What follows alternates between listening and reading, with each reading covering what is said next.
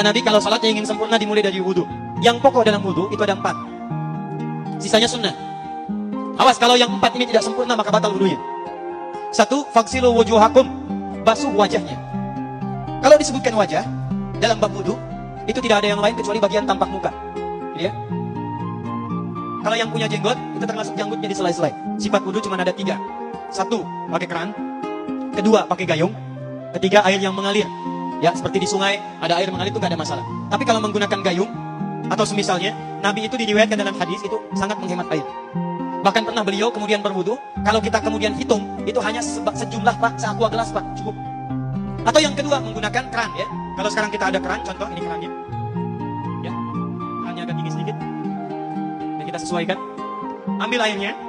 Misal contoh, ghosala itu bukan ditumpahkan, ambil air, tumpahkan di tempat yang akan dibasuh ini.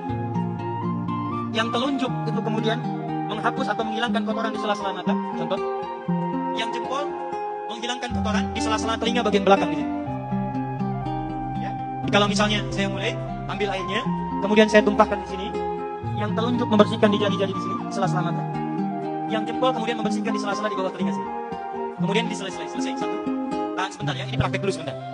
2. Wa aydiyakum ilal marafiq, ini yang sering keliru. Dan tangan sampai siku, bukan dari siku ke tangan. Jadi saat kita mengambil air wudu, ambil airnya, tumpahkan dari sini ilal marafiq sampai ke siku ke sini. Balikan lagi ke depan. Jadi bukan kerannya dibeginikan, sikunya dibeginikan, takut, bukan. Jadi bukan siku diteruskan ke bawah.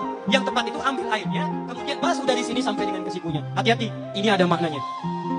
Dan jika benar di hadis Muslim, jika orang wudunya benar seperti ini, maka bersamaan dengan jatuhnya air wudu itu, jatuh pula dosa-dosa dan kotoran yang melekat pada anggota tubuh. Tidak cukup dengan ambil, nanti kita lihat dulu. Tangan selesai pindah kemana? Bukan ke rambut, tapi kepala. Jadi dalam bab wudu yang diusap bukan rambutnya, kepalanya. Itulah keadilan Allah. Kalau yang diusap kepalanya, semua manusia yang hidup pasti punya kepala.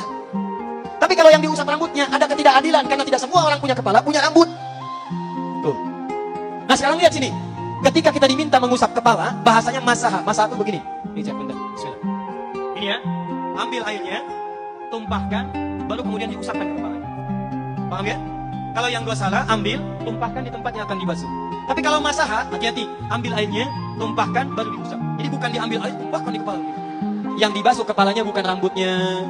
Jadi kalau ada laki-laki, sudah dandan, sisiran, rapi, tiba-tiba keran dibuka, yang diusap cuma rambutnya, blok, itu batal wudunya. Tidak sah. Harus diulang. Terakhir kaki dibasuh sampai dengan bagian mata kakinya, dan ini tidak perlu saya terangkan karena mudah bagi kita untuk mempraktekannya.